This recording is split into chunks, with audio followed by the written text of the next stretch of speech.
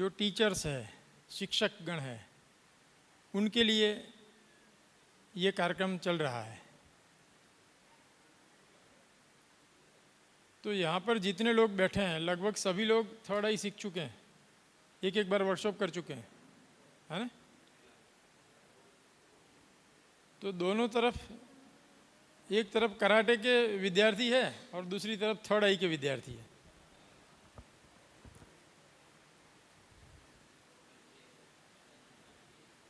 तो हम सब जानते हैं कि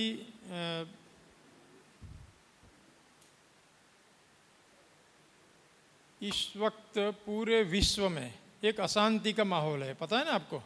न्यूज़ के बारे में कुछ जानते हो कि नहीं? युद्ध चल रहा है। तो ये पूरे विश्व में जितने भी युद्ध हुए हैं अधिकांश धर्म के नाम पे होते हैं, मत पंथ संप्रदाय के नाम पे होते हैं। मुस्लिम और ईसाई लड़ रहे हैं, मुस्लिम और हिंदू लड़ रहे हैं, हिंदू और ईसाई लड़ रहे हैं। सब लोग अपने अपने मत पंथ संप्रदाय को ही सही मानते हैं। जिस मत में उनका जन्म हुआ है बस वही मत उनके लिए सही है और उसके लिए कुछ भी करो। ये इस प्रकार की मानसिकता आज पूरे विश्व में हम देख रहे हैं। ऐसे वक्त पर, ऐसे समय में हमें अपनी बुद्धि का प्रयोग करके सोच विचार कर क्या सही है, क्या गलत है, क्या संभव है, क्या असंभव है, क्या करना चाहिए, क्या नहीं करना चाहिए, क्या कर्तव्य है, क्या अकर्तव्य है, ये जो हम डिसीजन लेते हैं, निर्णय लेते हैं, ये बुद्धि से लेते हैं। तो आज जो हमारे जितने कराटे के शिक्षक यहाँ पर बैठे हैं, वैसे तो कराटे हमारा फिजिकल ट्रेनिंग होता है, लेकिन क्योंकि हमने कराटे में एक प्रतिज्ञा बना रखी है, इसमें लिखा है कि मानव जाति की शारीरिक, मानसिक, बौद्धिक एवं आत्मिक उन्नति हेतु समर्पित रहेंगे। तो यहाँ पर केवल फिजिकल एक्टिविटी की बात नहीं है, शारीरिक उन्नति की बात नहीं है। शरीर के साथ हमने मन को भी जोड़ा है, बुद्धि को भी जोड़ा है और आत्मा को भी जोड़ा है। तो यदि हम इनको केवल कराटे मतलब फाइटिंग टेक्निक्स, ऐसी स्किल जो अपनी रक्षा के लिए हम कर सीखें, केवल इतने तक सीमित रखेंगे तो फिर ये जो हमने एक वाक्य बनाया प्रतिज्ञा का, वो व्यर्थ हो जाएगा। तो आत्मा क्या है, परमात्मा क्या है, मनुष्य जीवन का लक्ष्य क्या है, तो ये सारा जो कर्तव्य बोध है, जब तक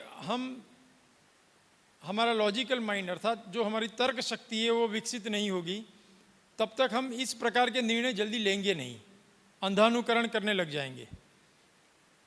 तो यहाँ पर वानप्रस्थ साधक आश्रम में इस कार्यक्रम को करने का उद्देश्य यही है कि यहाँ पर उनको धर्म क्या है, अधर्म क्या है, ईश्वर क्या है, जीव क्या है, प्रकृति क्या है, ईश्वर की उपासना कैसे होती है, ध्यान कैसे किया जाता है, भक्ति कैसे करते हैं, ये सारे जो विषय हैं ये कहीं पर भी बाहर सीखने को मिले ऐसी संभावना है नहीं।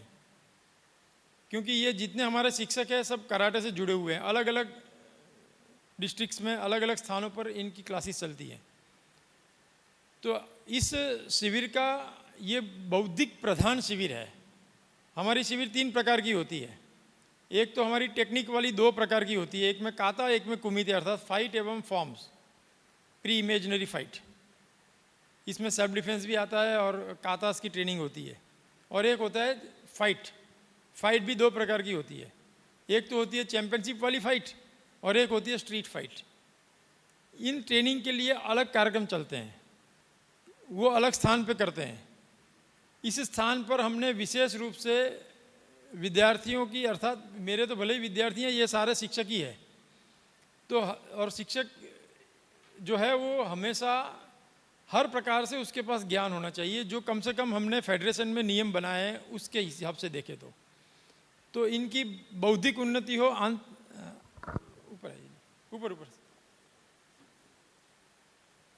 तो उनकी उनकी बौद्धिक क्षमता बढ़े, उनको आत्मा परमात्मा के बारे में जाने, और जो उनका लॉजिकल माइंड है, तर्क शक्ति है, वो कैसे विकसित हो।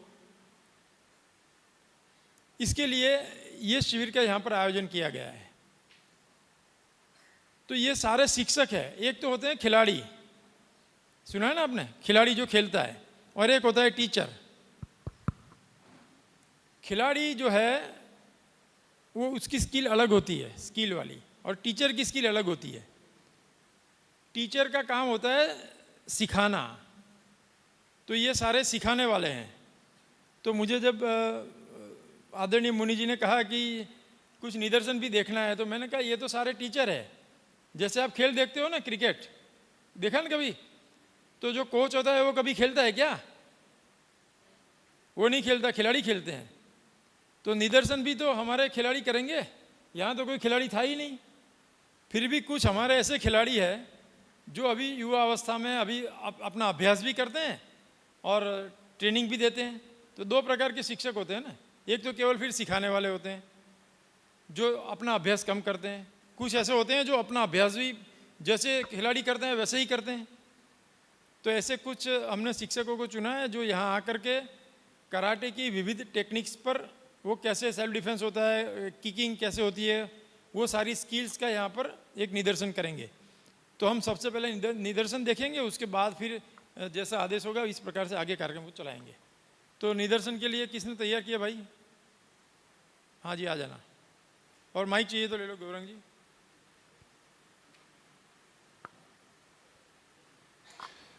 तो ब्रह्मचारियों को ब्लैक बेल्ट दिख गए होंगे, इन्होंने ब्लैक बांध रखे हैं, काले वाले पट्टे सबने बांध रखे हैं, बस यही ब्लैक बेल्ट है।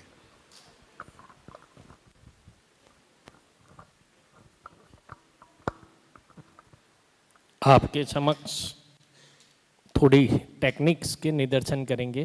पहले थोड़ी बेसिक टेक्निक्स आएगी, उसके बाद धीरे धीरे एडवांस टेक्निक की तरफ जाएंगे।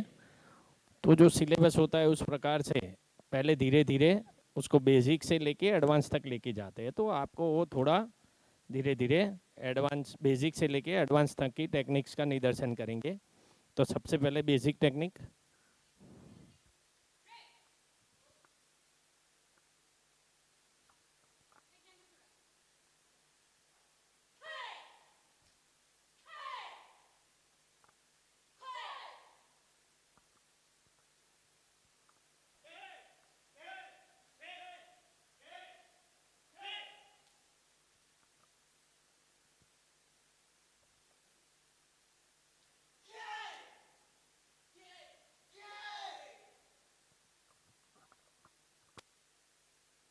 खूब सुंदर। अब काता का निदर्शन करेंगे। काता मतलब इमेजिनरी फाइट। चारों ओर से जो अटैक्स होते हैं उसको कैसे ब्लॉक करके कैसे काउंटर अटैक करते हैं, उसका निदर्शन होगा।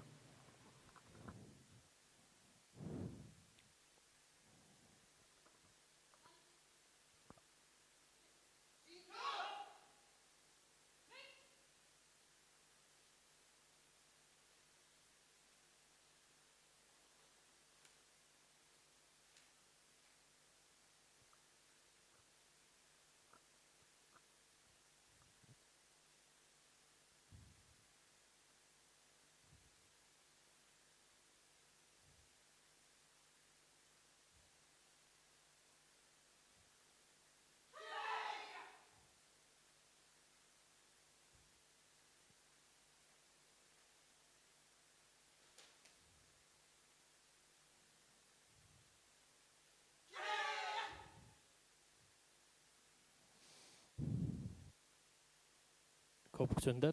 अब आपके समक्ष वेपन्स। तो हम कराटे के साथ साथ अलग अलग प्रकार के वेपन्स को भी सिखाते हैं, जिसमें नानचाकू होता है, स्टिक होता है, टोन्फा होता है, स्वॉर्ड होता है। तो वो अलग अलग प्रकार की ट्रेनिंग्स कराटे के साथ साथ इनको ये भी सिखाया जाता है। तो ये जो हाथ में है इसको क्या बोलते हैं? नॉन चाकू, बैटल। To baton.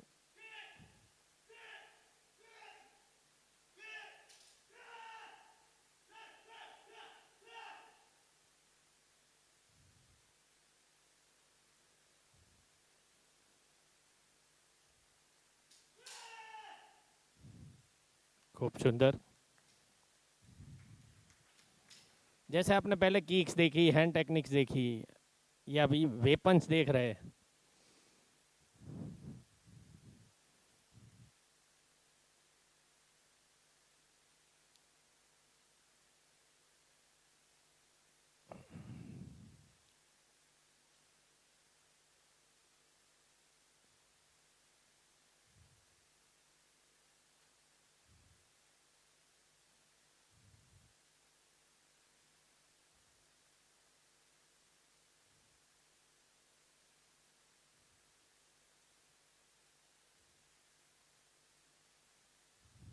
खूब सुंदर।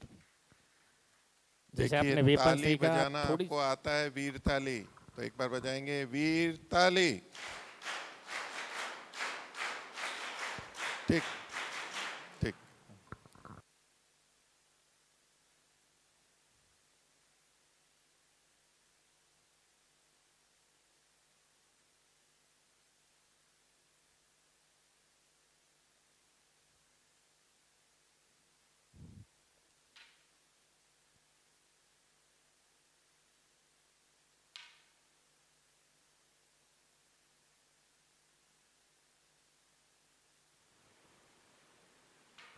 संतुलन और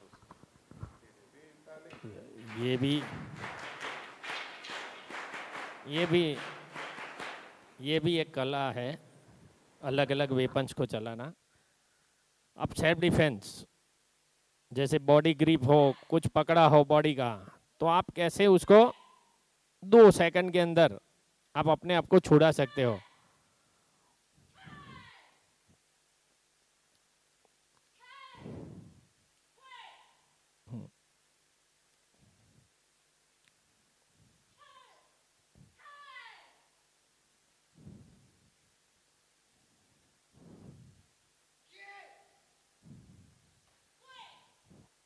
गुड। पीछे से कोई अटैक कर रहा है।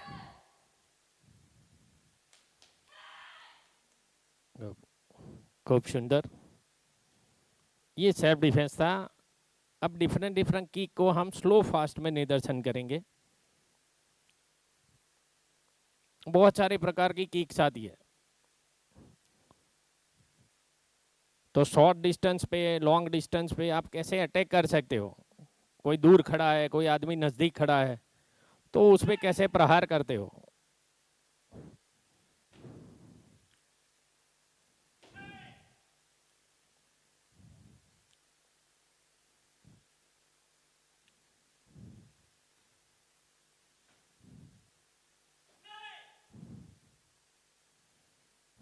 खूब सुंदर।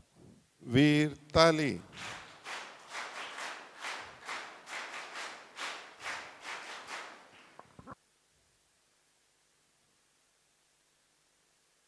यहाँ अलग प्रकार से इसको उड़ाते हैं, टारगेट पे ही मारना होता है। तो सामने कोई है तो उसका फेस तो फेस, चेस्ट तो चेस्ट, जहां भी है वहां वो अटैक कर सकता है। अच्छा, ये वीर ताली।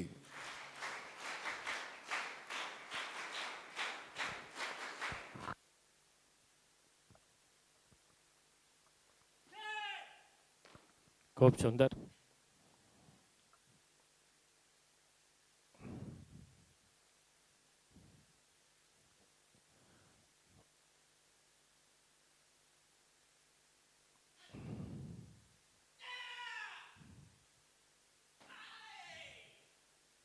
बजाइए। खूब सुंदर। चेयर राखी दे। योको टोबी, योको टोबी।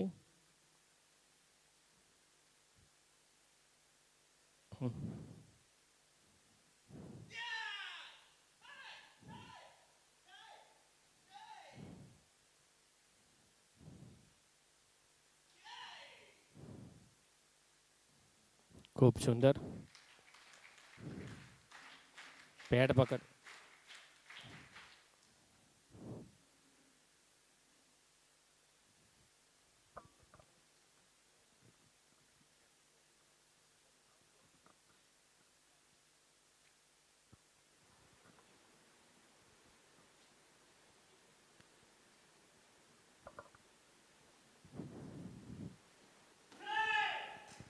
खूब सुंदर। ताले।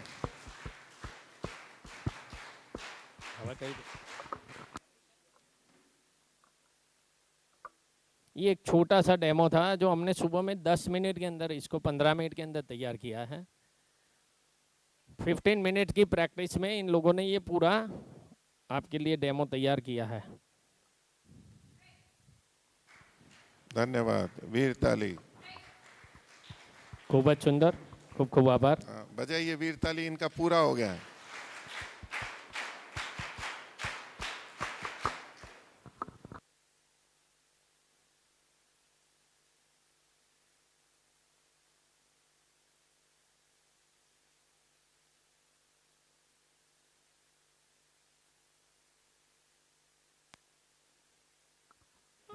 अच्छा, कराटे में जो है ना, स्पीड एंड पावर दो बहुत इंपॉर्टेंट है।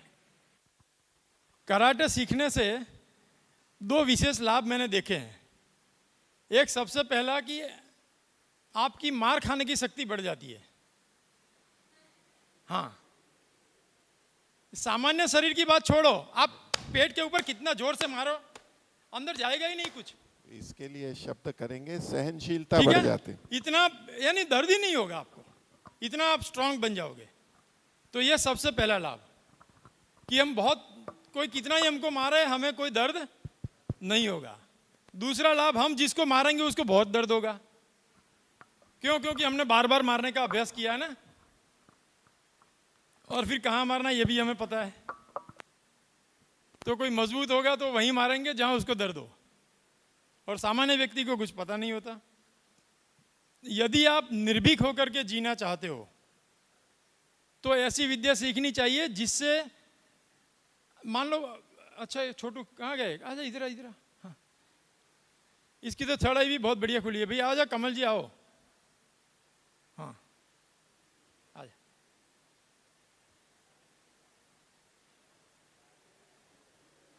अच्छा, ये तो बेल्ट बेल्ट बांध के आ रहे हो, क्या बात है। अब मान लो, ये क्या नाम है बेटे? नाम है निर्भय। अब निर्भय जो है वो निर्भीक होकर के कमल जी को कहे कि मैं आपको देख लूंगा, आपको मारूंगा, तो कमल जी को डर लगेगा? हाँ या ना बोलो? क्यों नहीं लगेगा? इनकी मारने की शक्ति, पावर।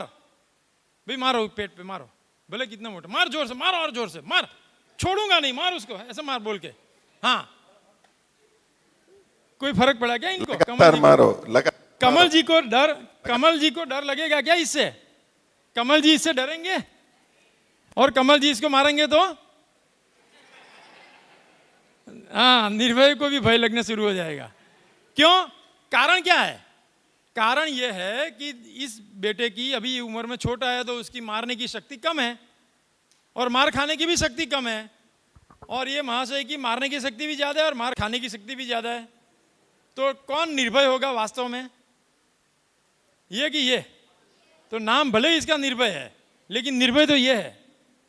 आ गया समझ में? तो कराटे का अभ्यास करने से दो प्रकार की शक्ति बढ़ जाती है। कोई मारता है तो उसको लगता ही नहीं है, पेट पे कितना ही मारे वो नहीं लगेगा, और जब मैं मारूंगा तो उसको बहुत लगेगा, क्योंकि मेरे मारने का अभ्यास है। समझ में आ रहा है ना?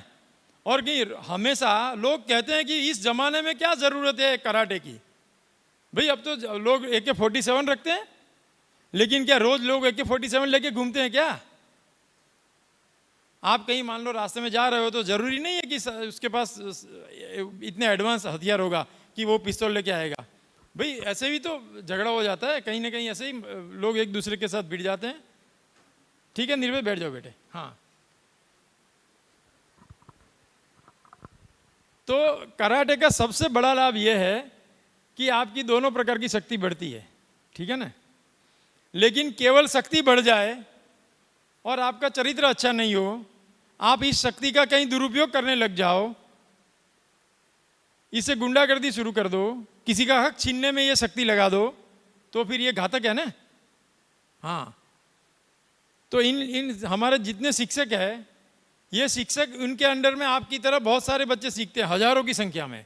कुछ कुछ शिक्षक तो ऐसे हैं जो 3-4 ऐसी स्कूलों में जाते हैं, वहाँ 500-500 बच्चे हैं, तो हजार हजार बच्चों को एक एक व्यक्ति सिखाने वाले हैं। तो पहले तो ये सीखेंगे कि भाई धर्म क्या है, अधर्म क्या है, सत्य क्या है, असत्य क्या है, न्याय क्या है, अन्याय क्या है, ठीक है ना। तो ये जानकारी भी होनी चाहिए कि हमें धर्म के मार्ग पर चलना है, सत्य के मार्ग पर चलना है, न्याय के मार्ग पर चलना है। तो ये जानकारी जब शिक्षकों में होगी तभी जाकर के विद्यार्थियों में आएगी। तो यहाँ पर शिविर करने का उद्देश्य यही था कि ये बौद्धिक प्रधान शिविर था। मैंने आपको पहले ही बताया कि शारीरिक प्रधान शिविर अलग होते हैं, जिसमें अलग प्रकार की ट्रेनिंग होती है, जहाँ पर फिजिकल फिटनेस पर, बॉडी की स्ट्रेंथ को बढ़ाने के लिए और टेक्निक्स पर कैसे हम उसमें माहिर हो जाए, एक्सपर्ट हो जाए, कुशलता ज़्यादा और ज़्यादा अधिक कुशल हो जाए, इसका अभ्यास फिर अलग चलता है। वो कार्यक्रम तो हम कहीं भी कर लेंगे, चल जाएगा। लेकिन जब संस्कार की बात आती है, धर्म की बात आती है, अंधश्रद्धा निर्मूलन की बात आती है, वेद की बात आती है, भारतीय तत्वज्ञान की बात आती है, तो इसके लिए फिर यहाँ आना हमारे लिए बहुत ज़रूरी था। और मैं आभारी हूँ मुनि जी का कि उन्होंने इन शिक्षकों के लिए यहाँ पर इतनी बढ़िया व्यवस्था की, और केवल व्यवस्था नहीं की है, अपना ज्ञान भी दिया है। कल स्वामी जी भी आए थे, स्वामी विश्वंग जी भी आए थे, पूज्य स्वामी विश्वंग जी। तो आज आए थे, हाँ, आज 11 बजे, हाँ। तो आज आए थे वो, तो उन्होंने भी अपनी वाणी से हमें लाभान्वित किया, ठीक है ना, कि भाई धर्म क्या है, वैदिक धर्म क्या है और संप्रदाय क्या है, इसके बारे में समझाया। और आचार्य कर्मवीर जी ध्यान करवा रहे हैं। हाँ, और आपको ध्यान भी करवाया कि ईश्वर का ध्यान कैसे किया जाता है। तो क्योंकि ये जब सारे लोग तो कोई वैदिक धर्म से परिचित थे नहीं यहाँ पर, तो उनको इस प्रकार के संस्कार मिले, उस प्रकार का ज्ञान मिले, उसके लिए ऐसे अच्छे सन्यासी, ऐसे अच्छे प्रशिक्षक हमें चाहिए। तो ये व्यवस्था हमको यहाँ पर मिली, इसके लिए हम मुनि जी का हृदयपूर्वक आभार प्रकट करते हैं। और आगे के कार्यक्रम के लिए मैं मुनि जी को कहूँगा, आप अपना आशीर्वचन देंगे। धन्यवाद। तो ना जी तो अपनी विविध सेवाएं यहाँ देते रहते हैं। तृतीय नेत्र वाले के संदर्भ में आपने कई बार यहाँ आए, ब्रह्मचारियों ने को भी लाभ मिला।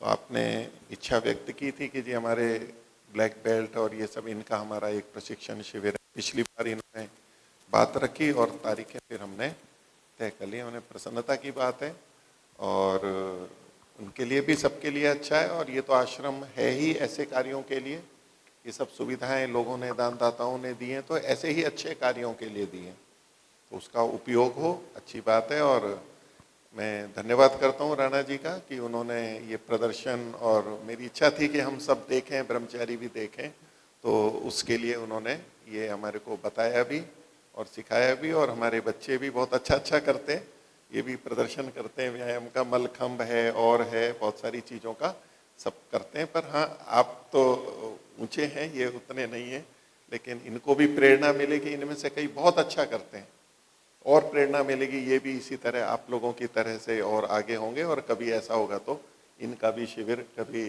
राणा जी के सहयोग से या जो भी आपके शिक्षक निश्चित आएंगे रूप से करेंगे। तो बच्चों के लिए भी कभी ऐसा शिविर, कितना 5 दिन 7 दिन का, 5-7 दिन का कर सकते हैं। 5-7 दिन का कोई शिविर जिसमें सुबह शाम केवल हाँ, हो जाए, सुबह शाम 2-2 घंटे, 2-2 घंटे सुबह शाम, दिन में हमारी कक्षाएं चलती रहें। ऐसा कभी शिविर हुआ तो हमारे ब्रह्मचारियों के लिए भी आपकी सेवाएं हमारे को उपलब्ध होंगी। मैं धन्यवाद करता हूं। और आप सबका भी, सबने अच्छे से प्रदर्शन किया और खूब अच्छे से आप सिखाएं, करें। बहुत बहुत धन्यवाद।